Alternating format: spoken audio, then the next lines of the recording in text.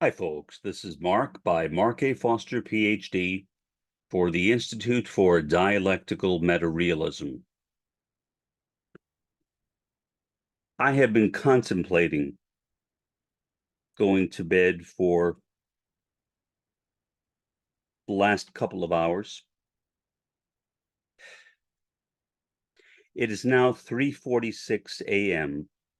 Central Daylight Time. I am a late sleeper, but usually not this late. Some additional thoughts came into my mind as I was reflecting on the current situation with Iran. The main one is this, and this is the one I will dwell on, and then I will try to get back to bed if I can, or get to bed, I should say. I have not slept until the night before.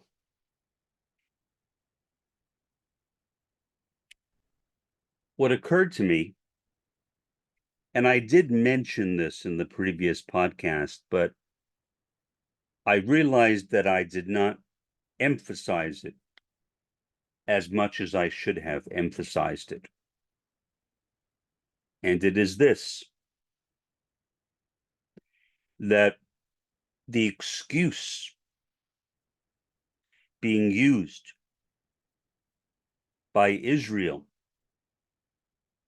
and its allies for a war with Iran is totally manufactured. Totally manufactured by Israel. Who started the war? Who started the war? Israel started the war. By every legal definition of war I know, I'm not an attorney, so I'm speaking as an amateur. If you attack someone's sovereign territory, that is an act of war. That is what Israel did in bombing the Iranian embassy in Syria. So this latest action by Iran against Israel did not start the war. The true inception of the war was when Israel chose to bomb that embassy. And so the thought came to me, if it was so easy as simply bombing an Iranian embassy and then waiting for an almost inevitable response by Iran, something that I think almost any country would do. I mean, if another country bombed a US embassy in some other country, would not the US feel obligated to respond militarily? Of course it would. So what I've been wondering is, if this is all that it has taken to start a war with Iran, why has Israel waited so long? Benjamin Netanyahu obviously has had a desire to have this war for a long time. and to drag the United States into it. And he has succeeded. But Iran did not start this war. And yet Israel, the United States, and other countries are blaming Iran for initiating the war, which is a simple and pure lie.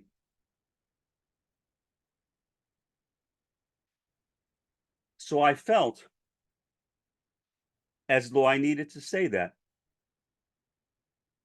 as clearly and as definitively as I possibly could. And I wish I would have said that before. I mean, it occurred to me, but I guess my feeling was, well, that's so obvious. That's so obvious. But then when I started reading all of these articles about leaders of other nations blaming Iran for starting the war, when it was actually Israel that started the war. Israel attacked Iran.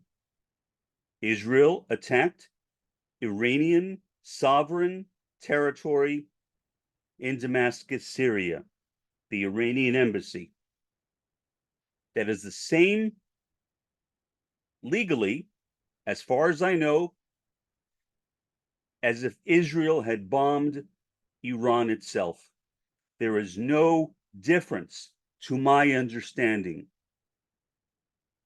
Now, if any of you are lawyers out there, especially experts in international law, and I am mistaken, please correct me. I am not speaking as a lawyer. I'm speaking as a sociologist and as a human being who cares about human lives. What is clear from this event is that neither Bibi Netanyahu nor Joseph Biden nor King Hussein nor any of the other heads of state that have aligned themselves with them could care less about the truth, for they are lying, plain and simple. They are lying.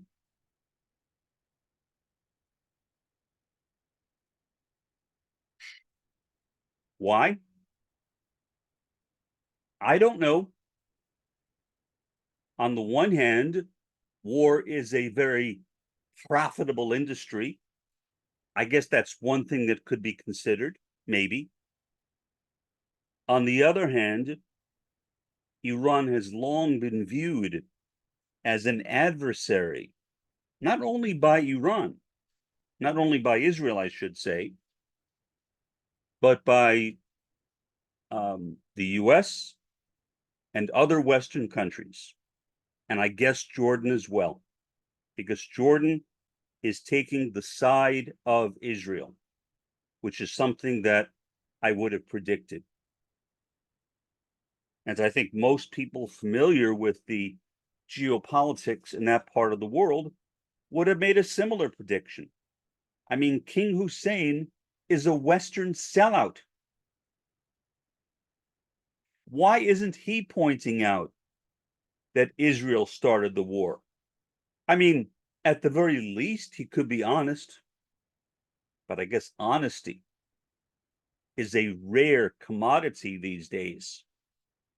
And we should not expect honesty to come from heads of state. So, what do we now know? What do I now know since I made the podcast? Which is basically to read these articles written about other heads of state And what they are saying about the drone and missile strike by Iran on Israel, or more realistically, on the Iron Dome, which encircles Israel, they too are blaming the war on Iran when Iran did not start it. Iran was not the provocateur. Iran was the victim. Iran was being played. Iran was being played. So, again, the only thing I don't really understand is if it was this simple, why didn't Netanyahu do it before? And to that question, I have no answer. Because it was simple. It involved nothing more than attacking the Iranian embassy in Damascus, Syria, which was an act of war. So Israel made the first strike. Iran retaliated, sure, as I think any country would if it was able to, and certainly Iran was able to. Iran has also said that, as far as it is concerned, the matter is now settled. It has retaliated, and that is it. Now, the Iranians are not stupid. I am sure that they know what they have gotten themselves into. That now the pace of the war, which was started by Israel, not by Iran, will pick up more rapidly than ever.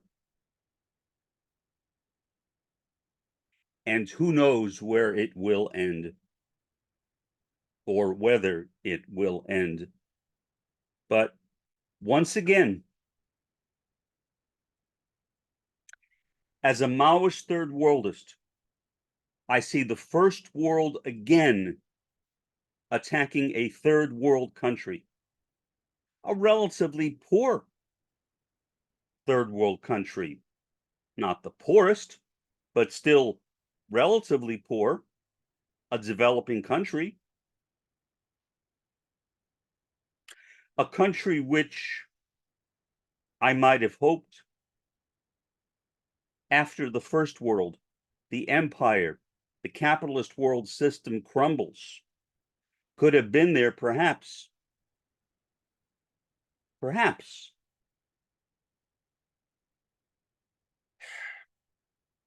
to have a revolution leading to socialism or communism. Maybe that will still happen. I cannot predict the future, as you know, and neither can you.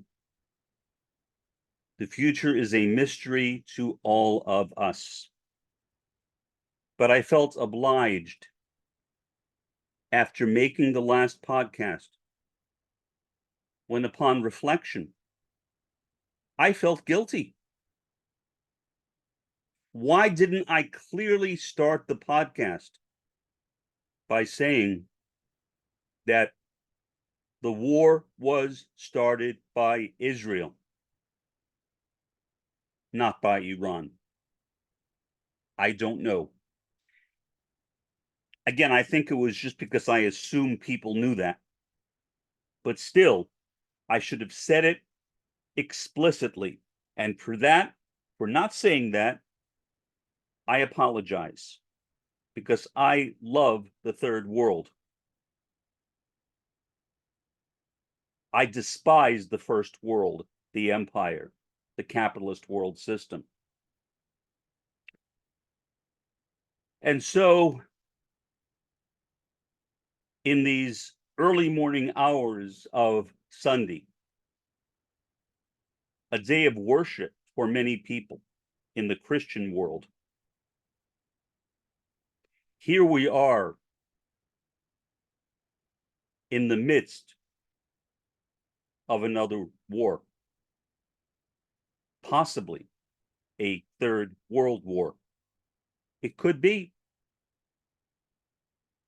After all, we have wars against Gaza, a war against Ukraine, now a war against Iran, and that war might spread. That was one of the fears that was expressed by Biden, and that's literally the only point I agree with him on. It might spread. Yes, it might spread. And the problem is that nobody really knows how far it might spread to. No one knows. Will it spread beyond West Asia? I don't know. Will it spread beyond beyond Asia itself? I don't know. Will it end up including US territory? I don't know that either. Nothing really is known. But I think the one thing that we should take out of this is that the war was started by the Zionist entity and not by Iran. I will take that thought with me to the grave. It is so sad, as for the last couple of hours I have been contemplating all the lives that will inevitably be lost because of Israel's deviance. There is no reason for this war. Iran was not a threat to anyone. Iran was defending itself. The only country to have ever used nuclear weapons was my own country, the US. How dare we condemn other countries for defending themselves after what we did to Hiroshima and Nagasaki? Till this day, there are elderly people in Japan whose bodies are mutilated because as babies or toddlers, they lived through those atomic blasts in Japan. Will there be a similar nuclear blast in Iran? I sure hope not. But will I be surprised if it does happen? No. Because I think that's exactly what Israel wants. Why did Israel pick this time to attack the embassy in Damascus, the Iranian embassy in Damascus, Syria? Well, one possibility. The favorability ratings of Israel in the international community have gone into the sewer. Most people around the world blamed Israel and not Hamas. Now, even as Israel continues its war against Gaza, aka Hamas, because I don't think that Israel makes any distinction between them, that war will be placed into the background because the focus will now be shifted to Iran. And so Iran can move, potentially, the Gazans from Rafah into Egypt, and hardly anybody will notice.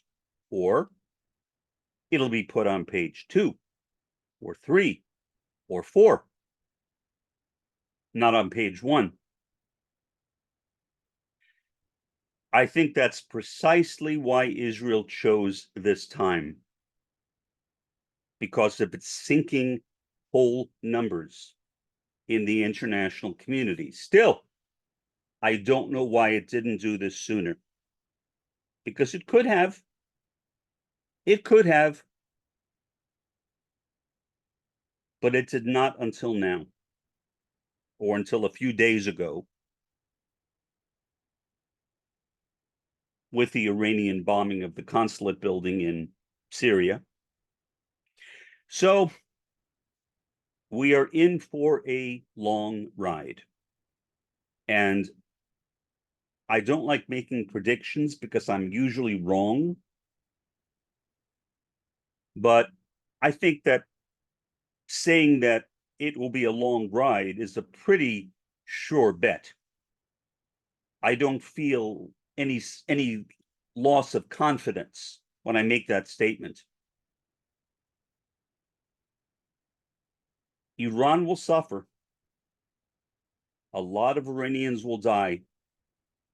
It is unlikely, although not out of the question, that many Israelis will die. So, again,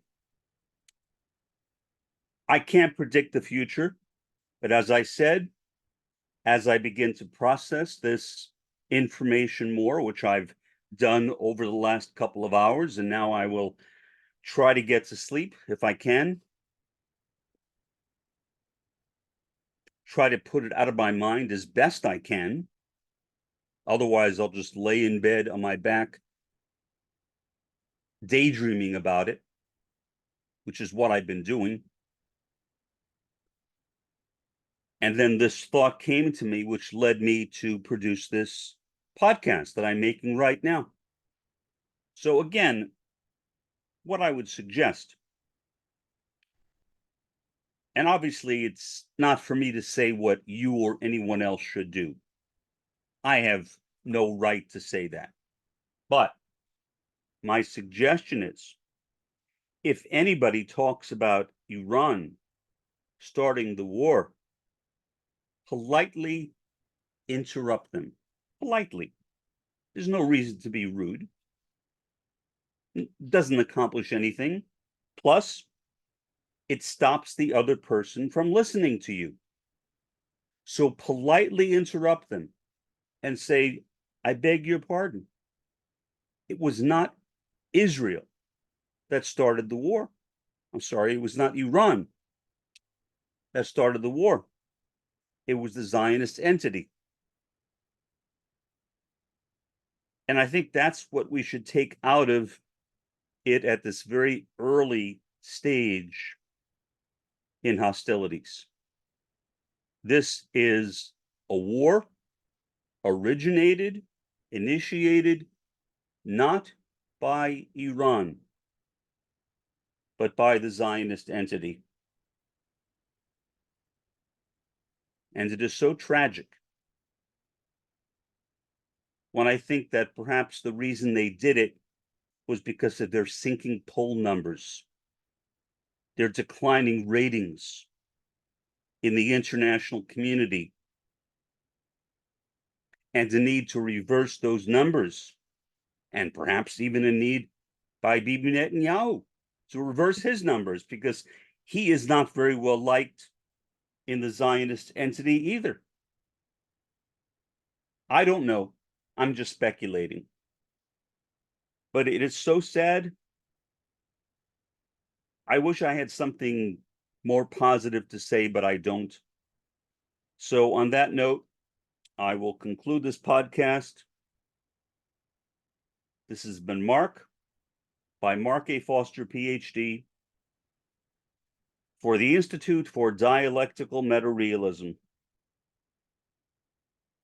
Have a pleasant day, if you can, and an even better day tomorrow.